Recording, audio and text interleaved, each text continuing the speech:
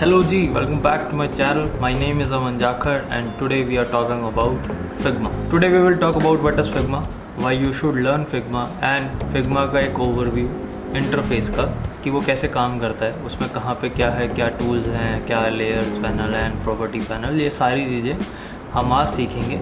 और एक बहुत ही ज़्यादा बढ़िया वाली टिप, कोई भी टूल आप सबसे ज़्यादा अच्छे तरीके से जब सीखते हो जब आप उसके ऊपर प्रैक्टिस करते हो।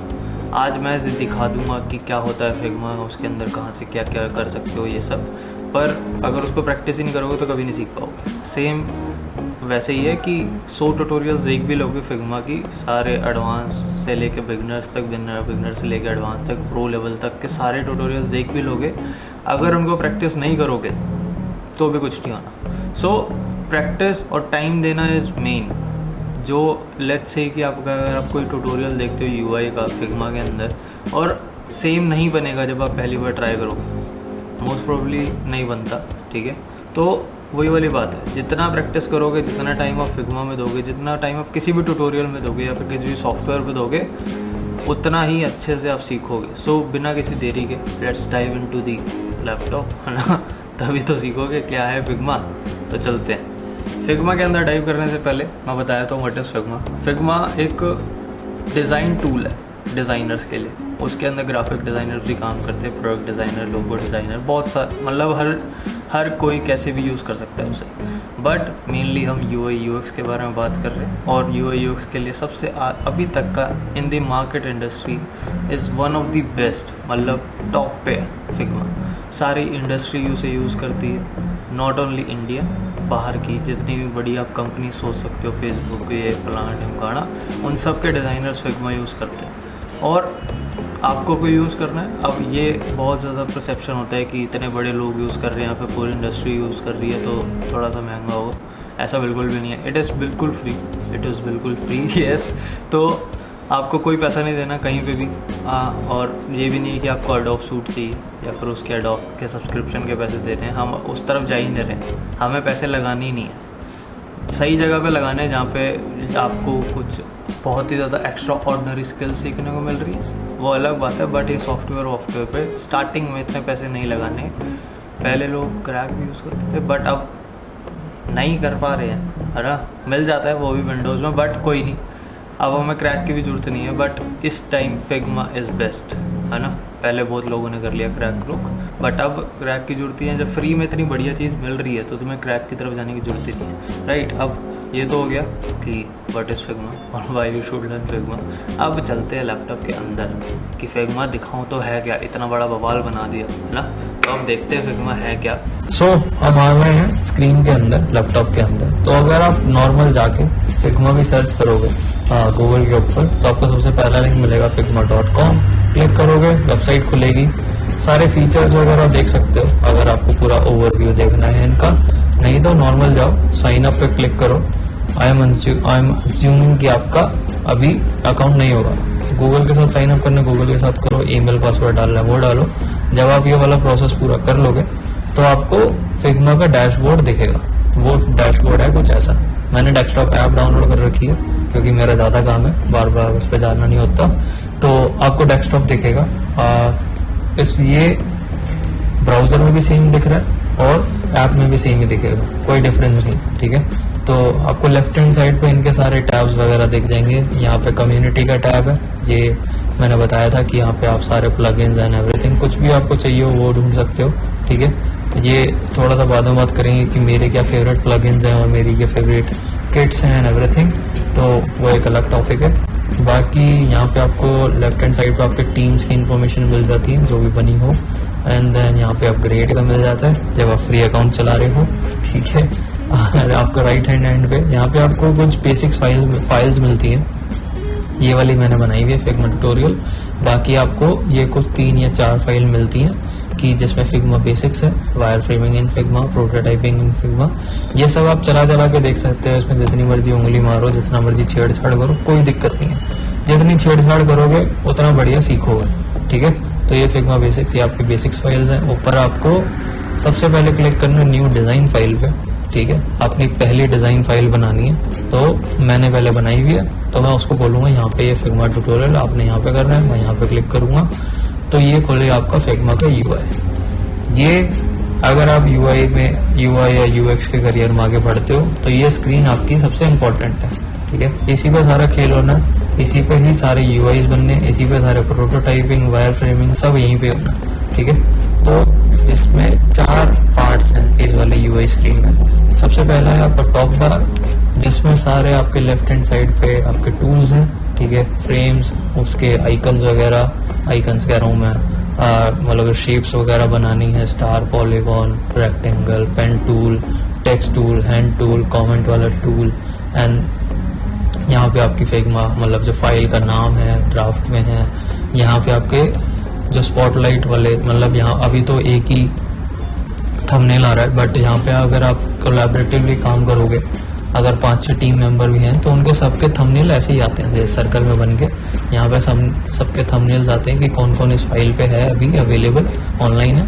एंड देन अगर बहुत सारे लोग हो तो आपको अगर आप कुछ दिखा रहे हो या फिर कुछ फ्लो समझा रहे हो या कुछ लेट्स से कि प्रेजेंट कर रहे हो, तो यू कैन स्पॉटलाइट मी, या फिर जिस भी उसके ऊपर बंदे को स्पॉटलाइट करना है तो उस पर स्पॉटलाइट करके तो आपको सारे जो भी बंदे देख रहे हैं, जो भी ऑनलाइन है इस वाली स्क्रीन पे, उनको आपका कर्सर या जो भी आप कर रहे हो फाइल में वो दिखना स्टार्ट हो जाएगा। सेम यहाँ पे राइट हैंड पे शेयर का बटन है, किसी को शेयर करनी हो फाइल, यहाँ पे प्रोटोटाइप का है, ये हम बाद में बात करेंगे। देन ये आपका जूम, कितना जूम करना है फलाना ढिमकाना।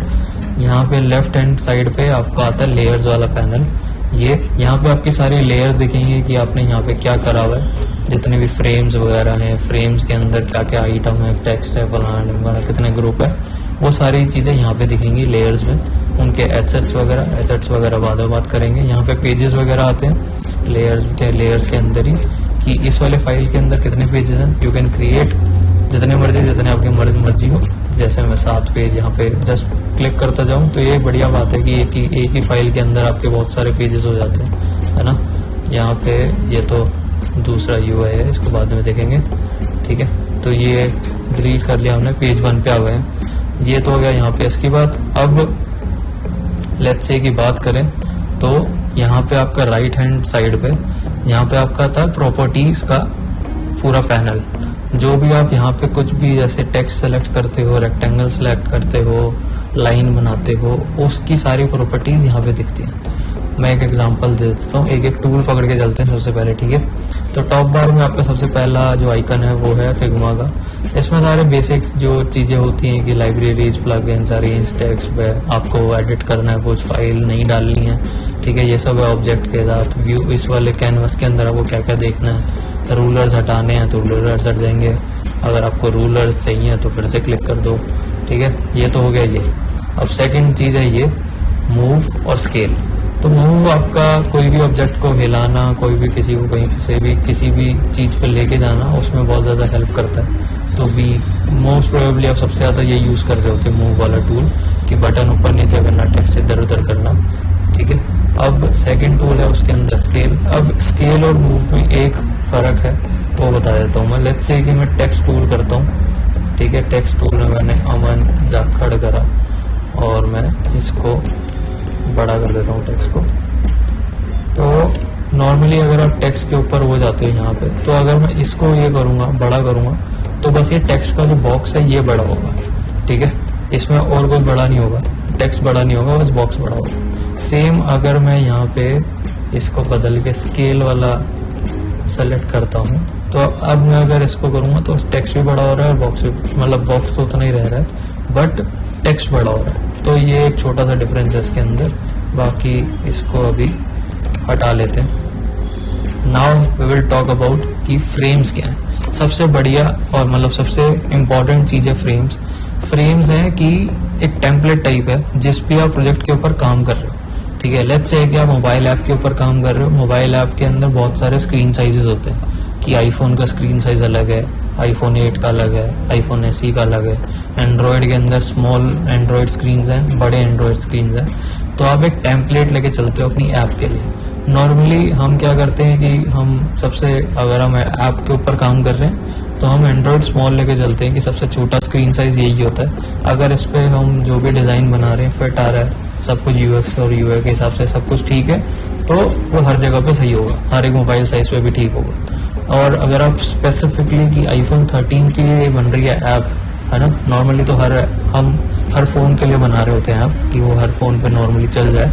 अगर आप सिर्फ एक आईफोन 13 सेम साइज़ के लिए बना रहे हो तो you can select that size, ठीक है। आप फ्रेम्स के अंदर बहुत सारे टेम्पलेट्स हैं अकॉर्डिंग टू दी डिवाइसेस, ठीक है। एक तो हो गया आपका टैबलेट का, टैबलेट आप कौन सा साइज पे बना रहे हो, डेस्कटॉप हो गया, iMac हो गया, बड़ा स्क्रीन है, मैकबुक प्रो है, डेस्कटॉप है, प्रेजेंटेशन बना रहे हो तो स्लाइड 16:9 के रेशो पे बना रहे हो, कौन सा उस पर बना रहे हो, I watch, paper, A4, A5, social media का पोस्ट बना रहे हो तो उसके लिए भी वो टेम्पलेट्स वगैरह सब कुछ हैं। फिग्मा कम्युनिटी के लिए बना रहे हो तो वो है, आर्काइव में जाओगे तो और भी बहुत ज़्यादा आपके मिल जाएंगे, ठीक है। तो बहुत सारे टेम्पलेट्स हैं, आप किसी को भी सेलेक्ट कर सकते हो। लेट्स से कि मैं अगर 1440 करूँ तो उसका वो आ जाएगा। और अगर आपको ये नहीं चाहिए, अगर आप चाहते हो कि मैं भाई अपना खुद से बनाऊंगा तो यू कैन सेलेक्ट दैट कि भाई अब मैं बनाना चाहता हूँ 4000 पिक्सल का कोई फ्रेम बनाना चाहता हूँ, ठीक है। तो ये है।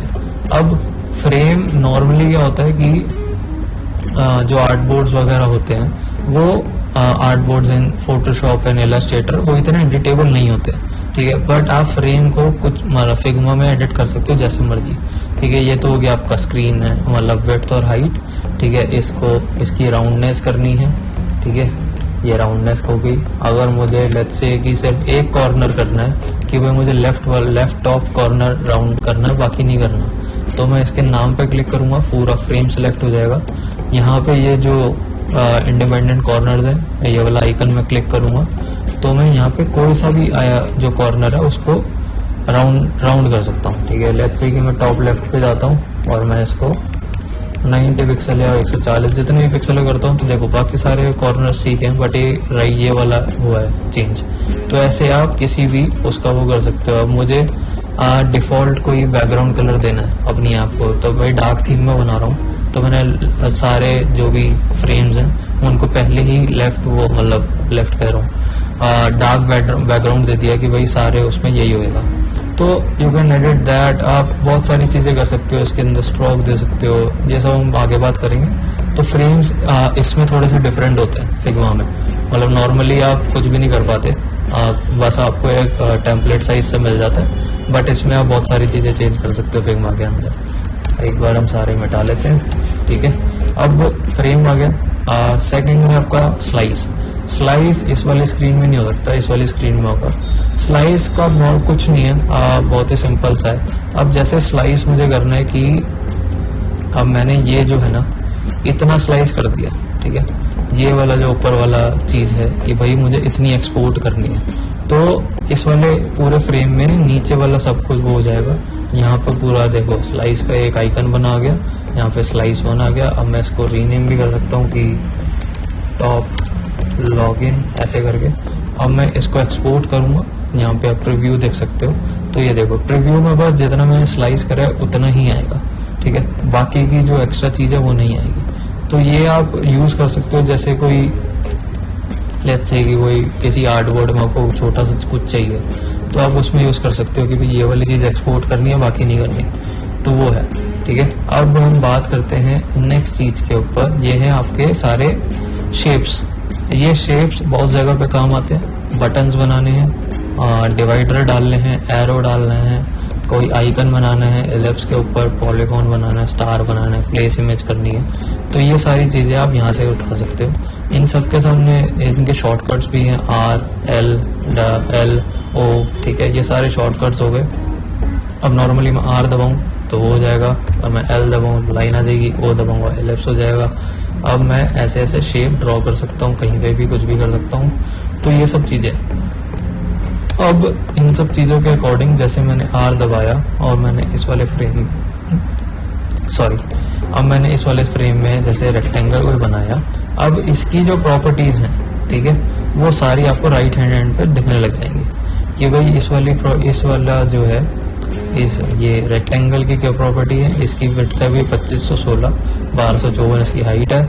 इसको अगर मैं लिंक कर दूं तो लिंक करने के बाद तो अगर मैं हाइट चेंज करूंगा उसी के अकॉर्डिंग इसकी विड्थ भी चेंज हो जाएगी। देख रहे हो साइड मोड़ ली। अगर मैं इसको हटा दूंगा, ठीक है, इसको मैं हटा दूं तो ये सब हाइट चेंज करेगा। तो ये सब चीज़ें हैं। अब यहाँ पे इसका रोटेशन करनी है, कौन से रोटेशन पर रखना है, सेम जो मैंने आर्टबोर्ड मतलब फ्रेम्स में दिखाया था कि राउंडनेस किस उसकी करनी है। सेम यहाँ पे कॉन्स्टेंट्स का आ जाता है। कॉन्स्टेंट होता है कि ये कौन से एंगल पे या फिर कहाँ पे अलाइन रहेगा इस आर्टबोर्ड के अकॉर्डिंग, मतलब आर्टबोर्ड में कह रहा हूँ फ्रेम के अकॉर्डिंग। लेट्स से कि अभी ये है लेफ्ट और टॉप पे है, तो अगर मैं यहाँ से इस फ्रेम को चेंज करता हूँ तो ये इसके अकॉर्डिंग चेंज नहीं होगा, ठीक है।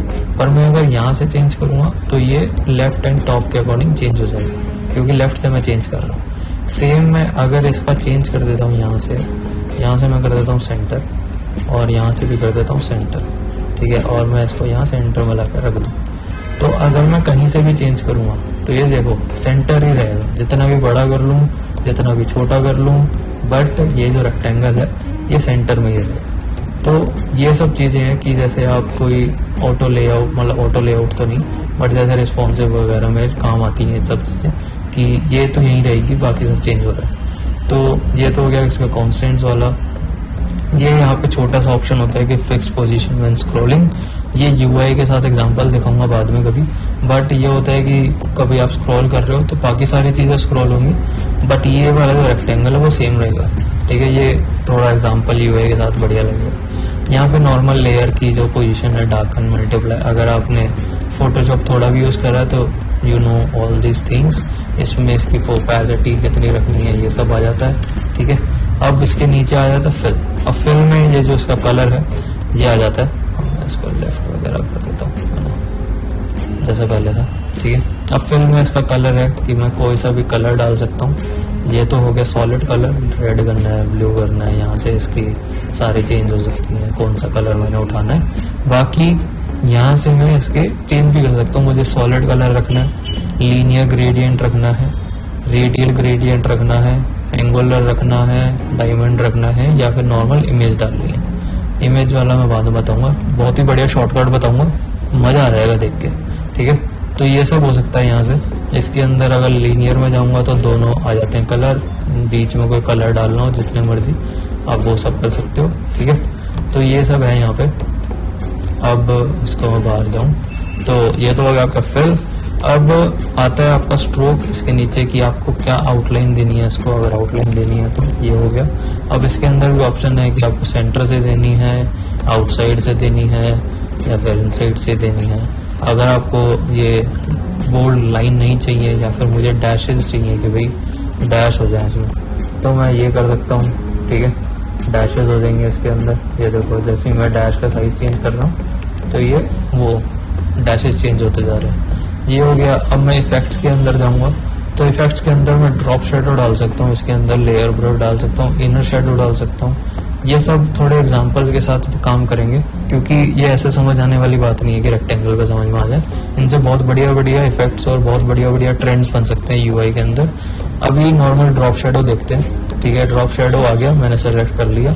यहाँ पे अगर मैं इफेक्ट सेटिंग में जाऊँगा तो ये इसके अंदर ब्लर आ गया, इसकी एक्स पोजीशन, वाई पोजीशन। अगर मैं इसकी ओपेसिटी बिल्कुल ही कम कर दूं तभी दिखेगा। अब दिखना स्टार्ट हो गया, ठीक है। इसकी एक्स पोजीशन ये हो गई, इसकी वाई पोजीशन ये हो गई, स्प्रेड कितना करना है, ये सारी चीज़ें you can control from this, ठीक है। ये सब तो यहाँ से हो गया। कोई एक्सपोर्ट वाला मैं बाद में बताऊँगा कि कोई यूआई वगैरह एक्सपोर्ट करना हो तो क्या होता है। बाकी के लिए ये है। अगर मैं इसको हटा दूँ बाकी सेम है, बाकी सारी चीज़ों के लिए बाकी सारे शेप्स के लिए। बाकी मैं इमेज वाला बता रहा था। तो इमेज का आप नॉर्मली अगर आपको कोई इमेज डालनी हो, ठीक है, आप किसी भी जैसे यहाँ से कोई जैसे फ्रेम 1 है, मैं यहाँ से उठा के इसमें भी डालूँ तो वो आ जाएगी, ठीक है। ड्रैग एंड ड्रॉप है, कोई प्ले नहीं है। बट अगर आपको इंटरनेट से चाहिए, ठीक है, लेट्स से कि मैं इसमें कोई कॉपी पेस्ट करके इमेज डालना चाहता हूँ, तो ये हो गया। यहाँ गया मैं, यहाँ पे मैंने पिक्सेल्स डाला, ठीक है। और जैसे मैं ये वाले भाई की फोटो यहाँ से उठाई, कॉपी इमेज एंड यहाँ पे पेस्ट, ये हो गई पेस्ट। आपने कोई आपको लोकली सेव करने की जरूरत नहीं है, कुछ नहीं है, बस आपको सीधा कॉपी पेस्ट करना है। कोई भी आपको कहीं से भी इमेज मिल जाए। और ये वाली जो मतलब ये इंटेलिजेंस और बढ़िया चीज है फिग्मा की, अगर आप इस वाले रेक्टेंगल को आप चेंज भी करोगे हाइट और या फिर विड्थ, ये ऑटोमेटिकली इमेज इसको रिसाइज कर लेगा, है ना। तो आपको टेंशन नहीं है कि भाई मुझे उसी साइज की इमेज चाहिए। देखो मैं जितना मर्जी बड़ा कर सकता हूँ और जितना मर्जी बड़ा ऐसे कर सकता हूँ, या फिर छोटा करना हो तो मैं छोटा कर सकता हूँ। वो इमेज बिल्कुल कवर्ड रहेगी और बिल्कुल रिस्पॉन्सिबली काम करेगी, ठीक है। ये बढ़िया ट्रिक है, कहीं से भी कॉपी मारो, कहीं से भी पेस्ट मारो, तो ये हो गया। अब नेक्स्ट आ गया इसका पेन टूल। पेन टूल बढ़िया चीज है ना। पेन टूल और पेंसिल टूल हर जगह पे हमने फोटोशॉप और इलस्ट्रेटर में काम करा है। अगर नहीं सीखा थोड़ा टाइम देना, थोड़ा सा ट्रिकी होता है, बाकी सीख जाओगे। किसी को ट्रेसिंग करनी हो या फिर कुछ शेप्स वगैरह बनानी हो, लेट्स से कि मैं एक वेव बना के दिखाता हूँ, है ना। यूआई में बहुत ज़्यादा काम करते हैं, कई बार इफेक्ट्स के लिए वेव वाला बनाना पड़ जाता है। तो लेट्स से कि मैं ऐसे बनाता हूँ कि यहाँ से मुझे एक ऐसे वेव वाला कुछ चाहिए, ठीक है। तो मैंने ये बनाया सिंपल सा। अब मैंने इसके अंदर फिल कलर डाल दिया, बढ़िया हो गया। अगर मैं रोटेट करना चाहता हूँ रोटेट कर सकता हूँ, इसको बढ़ाना चाहता हूँ, इसको ऐसे करना चाहता हूँ, कुछ भी करना चाहता हूँ, एक छोटा सा इफेक्ट टाइप बन गया, है ना। तो ऐसे आप इसके अंदर पेन टूल यूज कर सकते हो किसी भी चीज में, है ना। तो एक और चीज है, मैं शायद थोड़ा बताना भूल गया, सर्कल के ऊपर। तो सर्कल में इसमें आप बहुत सारी सेम जो भी मैंने रेक्टेंगल पे चीजें बताई थी वो सब कर सकते हो। यहाँ से इसका कॉन्स्टेंट, इसकी ये सब चीजें, यहाँ से इसके कलर्स वगैरह सब कुछ सेम है। बस इसमें सर्कल में एक चीज होती है, जैसे आपको पाई चार्ट वगैरह बनाने होते हैं ना, तो जैसे ही मैं इसको क्लिक करके इसके ऊपर हवा करूंगा तो ये आर्क का ऑप्शन आता है। तो मैं आर्क पे क्लिक करके इसको ऐसे काट सकता हूँ। तो कई बार पाई चार्ट्स बनाने हो या फिर अलग अलग शेप्स बनानी हो तो उसमें बहुत ज्यादा काम आता है और बढ़िया तरीके से भी काम करता है। जैसे मैंने एक सर्कल, एक छोटा सा पाई चार्ट बना के दिखाऊं। जैसे मैंने एक सर्कल बनाया, इसको कॉपी पेस्ट मार लिया, अब मैंने इसका कलर कर दिया ये। अब इसका यहाँ से उठाया और मैंने इसका ये कर दिया, ठीक है। बन गया छोटा सा पाई चार्ट कि इतने परसेंट है, इतने परसेंट है। ऐसे ही आप बहुत ही जल्दी पाई चार्ट भी बना सकते हो, ठीक है। तो ये हो गया। अगला पेन टूल और पेंसिल टूल सेम है। नेक्स्ट सेम तो नहीं है, थोड़ा बहुत डिफरेंस है, ठीक है। वो ही है जो आपने यूज करा हो वैसे पता हो जाता है। बाकी नेक्स्ट आता है टेक्स्ट वाला टूल कि यहाँ से आप टेक्स्ट वगैरह डाल सकते हो। टी इसका शॉर्टकट है, सिर्फ टी, कोई आपको कंट्रोल वगैरह कुछ नहीं दबाना। नॉर्मली आप ये पहले करा था ना, बड़ा सही है, ठीक है। तो ये हो गया। अब इसमें ये हो गया। अब इसमें अब बाकी जो एलिमेंट्स आप यूज करते हो, सर्कल, रेक्टेंगल, उससे अलग टेक्स्ट में क्या होता है, यहाँ पे एक और चीज हो जाती है टेक्स्ट ऐड, जिसमें आपको फॉन्ट्स वगैरह देख सकते हो। अभी जैसे इंटर, अगर मैं चेंज करूँ लाटो के ऊपर तो लाटो हो जाएगा। उसका यहाँ पे फॉन्ट वेट वगैरह की एक्स्ट्रा बोल्ड है, हैवी है, ब्लैक है, या फिर जो भी करना हो, जो भी अवेलेबल होगा फॉन्ट का वेट वो हो जाएगा, ठीक है। यहाँ पर उसका फॉन्ट साइज कि 42 करना है, 32 करना है, 12 करना है, कुछ भी करना हो सेम। आपका यहाँ पे लाइन हाइट ऑटो करनी है या फिर मैं अपने हिसाब से 80 पिक्सल करना चाहता हूँ भाई, तो ये उसके हिसाब से साइज चेंज हो जाएगा। लाइन इसका लेटर स्पेसिंग और ये सब जितनी भी अलाइनमेंट है, हाइट वगैरह की, ये सब तो यहाँ से आप जैसे सेंटर अलाइन करना है टेक्स्ट को, राइट अलाइन करना है, लेफ्ट अलाइन करना है, ये सब चीज़ें यहाँ से हो सकती है।